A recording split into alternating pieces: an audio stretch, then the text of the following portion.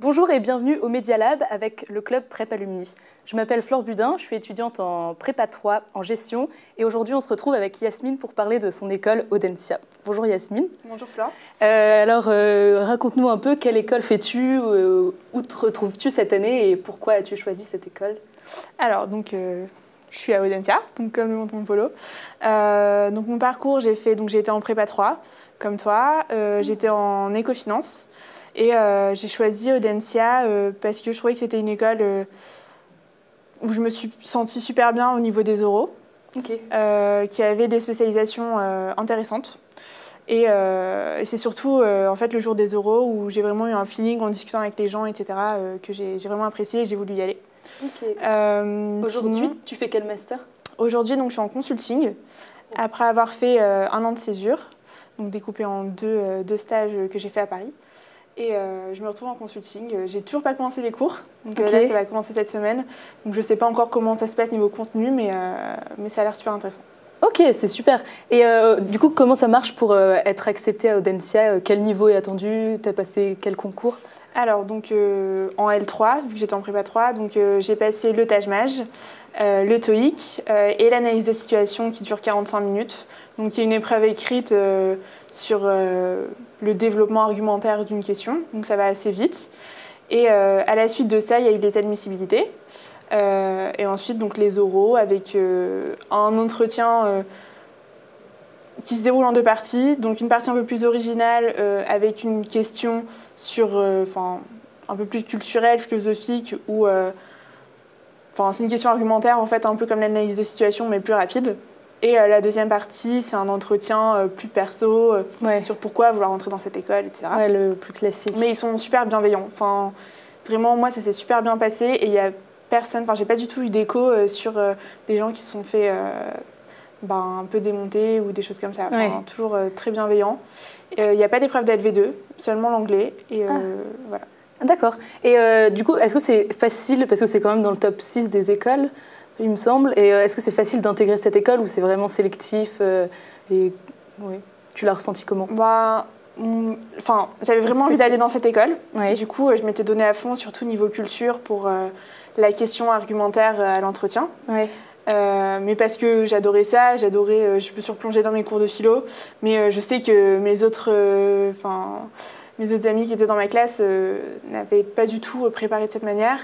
Ils ont été pris. Après, c'est sûr que plus tu vas bosser, plus tu auras de chances d'être pris, c'est logique.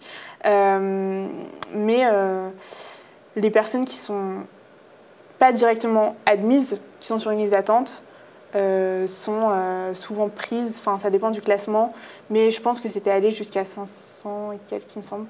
Alors qu'ils prenaient 320 personnes. Ah, quand même, 320 ASC qui sont intégrés. Ouais. Ok. Et tu as eu quel score au TAJ et au TOEIC? Au TAJMAJ, j'ai eu 273, il me semble. Ok. Et au TOEIC, 930. Ok, très bien. Et du coup, tu as sélectionné vraiment Audencia parce que tu t'es senti bien ou pour le cursus que tu voulais faire, parce que c'était spécialisé là-dedans? Comment tu as fait ton choix? Alors, déjà, c'était un choix... je vais pas mentir ou quoi que ce soit, mais je voulais l'EDEC en premier. D'accord. Mais j'avais pas eu le score de TAJ nécessaire. Donc, j'avais postulé aussi pour TBS, Schema et Audencia après l'EDEC. Et j'ai été vraiment motivée pour Audencia parce que je trouvais que le cursus, la notoriété et tout simplement les échos que j'avais eus étaient quand même intéressants. Et, en tout cas, ce que j'ai fait, c'était très instructif. Donc, Ok, c'est top ça. Et aujourd'hui, si tu pouvais donner des conseils à tous ceux qui veulent intégrer cette école, qu'est-ce que tu leur dirais pour pouvoir accéder à Audencia? Alors bien sûr, bosser le TAJ et le TOEIC, c'est important, mais il ne faut pas non plus avoir trop la tête dans le guidon dedans. C'est quand même bien d'avoir un peu de recul sur aussi le projet pro que vous voulez faire. Même si souvent on se dit, je construis ce projet pro parce que sur mon CV, j'ai telle ligne, telle ligne, telle ligne, et du coup, ça va faire bien à l'oral. Mais on se rend compte que dès qu'on rentre dans une école, là, il faut réellement choisir ce qu'on va faire. Que voir si ça correspond vraiment à ce qu'on aime et à ce qu'on veut et à tout simplement notre caractère. Et on peut se poser des questions. Enfin, moi, j'avais préparé mes oraux, mais je me suis rendu compte que ce que je présentais à l'oral ne correspondait pas à finalement ce que j'avais envie de faire. Donc, il n'y a pas du tout de mal à complètement changer. Mais c'est vrai que si on peut se trouver directement, c'est beaucoup de temps de gagner. Et je pense que tu parles beaucoup mieux aussi à l'oral, à l'entretien, parce que tu aimes ce que tu as envie de faire.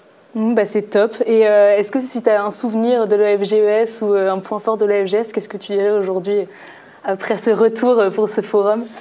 Franchement, j'ai adoré mes 3 années à la Cato. Le point fort qu'on a eu en prépa 3, c'est de pouvoir partir. Oui. Et ça, c'était vraiment génial. T'es partie où? À l'Université Laval, au Québec. Ok. Donc vraiment, c'est une super opportunité. Et franchement, je trouve qu'on a quand même des cours intéressants. En tout cas, en écophy, j'ai beaucoup aimé ce que j'avais fait. Donc, c'est top. En tout cas, merci beaucoup Yasmine. Et j'espère que tu vas adorer ton master. Et j'espère à vous tous que vous avez apprécié cette courte interview. Et on se retrouve avec de nouvelles interviews avec d'autres écoles. Au revoir.